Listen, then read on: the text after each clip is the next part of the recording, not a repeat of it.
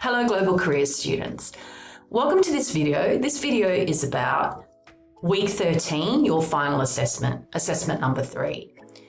And in this assessment, as part of the course, there is an active learning component. And this is something that I have been communicating to students since you first started the course. And I've done that through announcements, videos, and also you would have been alerted to this earlier on in your course when you were going to your in-person tutorials through your tutors.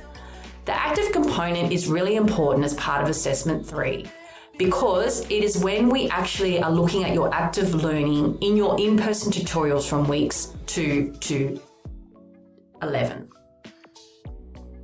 The assessment is worth 40%, but that is also including the active learning component as well as a SWOT analysis, which I'll take you through. So as part of this assessment, you will need to take part in your in-person tutorials. You will need to prepare for your tutorials through your readings and learning activities as part of Canvas, and you need to actively be involved in discussions with your peers. This particular assessment will measure the 2 course learning outcomes, which are collaborate professionally and inclusively with others to affirm career development learning aspirations and aspirations. Course learning outcome 2, apply and adapt career knowledge, theories and practices for localised and international career development learning.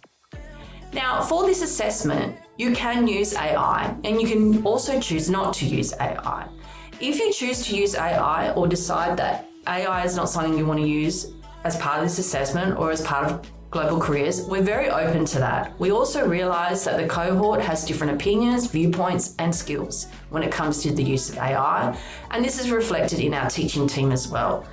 We all have different opinions and points of view, and this course is inclusive, so we want to make sure that all students feel comfortable if they want to use AI and learn that skill, and those students who decide not to AI, we also want to welcome that as well. So that is also integrated into the rubric.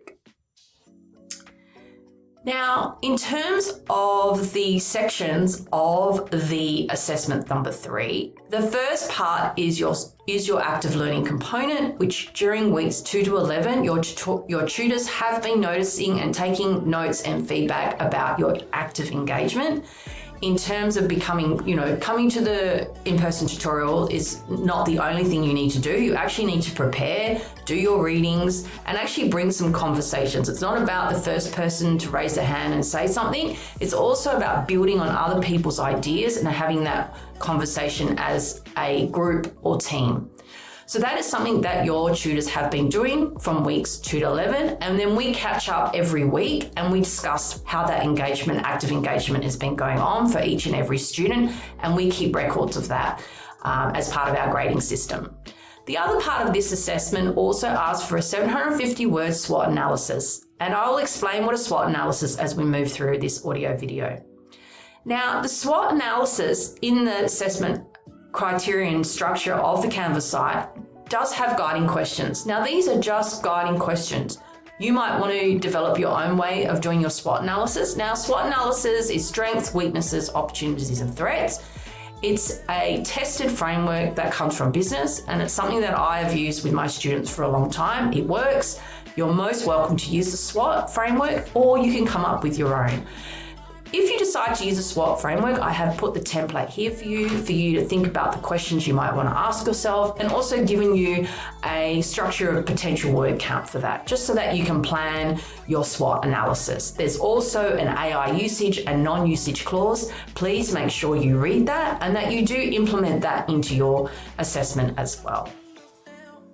Now, we always have the support options in every assessment task that we create and highlight in Canvas. And if you scrolled right down to the bottom, this is where you'll find the rubric. And this is where I've been getting some questions from students around the active learning component. Yes, I have been telling students on a regular basis this is part of assessment 3. I have been making sure that students are updated. So if that is something that you've missed and not been aware of, it's because you haven't been actively involved in your Canvas site. It might also be because you haven't been actually reading the announcements that I make, or you haven't actually also been looking at the hot tips videos that I've created for all students in this course.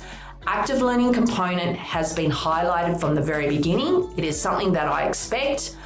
In order for students to enroll in this course, you need to know that this course is advertised as face-to-face, in person, with expectations and requirements. And this is one of the requirements. It is worth 40 points of the 40%. So it's not worth 40%. It's not worth the whole of the assessment 3. It's a component of assessment 3. And I just wanted to really clarify that, because some students have given me feedback that they were a little bit surprised that there was 40 points for the active learning component. But please be reminded, it's a component within the overall assessment. So it's 40 points within the overall assessment. Then the other 60 points is the SWOT strength section, the SWOT weaknesses, the opportunities, and the threats, and the clarity and structure of your whole assignment, as well as your references, and then also your AI, non-AI clause. So I hope that clarifies assessment 3. Please be aware that the active learning component of this assessment is worth 40 points of the 40%. So yes, we are really looking forward to you coming to the end of the course and finalising your learning through this assessment number 3. Wishing you all the best and talk soon. Thank you.